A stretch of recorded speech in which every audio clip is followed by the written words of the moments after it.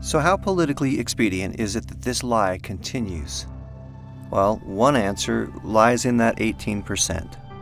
That's almost 1 in 5 Americans, or rather 60 million people.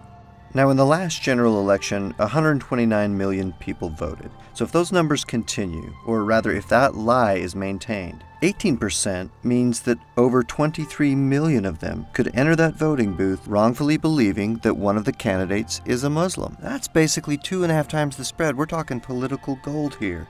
But it's all built on a lie. So the question is, where did that growth come from? I mean, how do you get 60 million people to believe such a big lie? And not just any lie, but a lie that is so hurtful. Not just because it shows our willingness to lie about our own president, but because it tells an entire community that America is not the land of opportunity for them.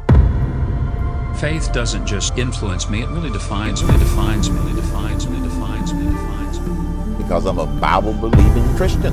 Texas Governor Rick Perry did a prayer event that was a no non-Christians allowed event. A lot of these pastors allied with Perry are part of a little-known, very specific religious and political movement that believe that the only way the world can end is if they clear the way for it by infiltrating and taking over politics and government. No non-Christians allowed. This is the American version of the Taliban, the biblical equivalent of calling for holy war, calling for holy war, calling for holy war.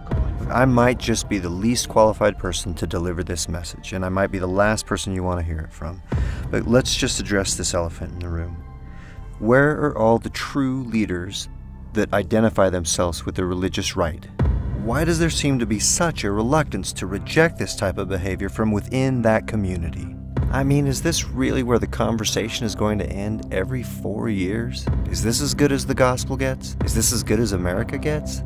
Is there no one in that whole community who will stand up for those of us who don't have the political leverage to pay you? I mean, are we that big of a liability? If we can't appeal to your merciful side as Christians, could we at least reason with you then as Americans?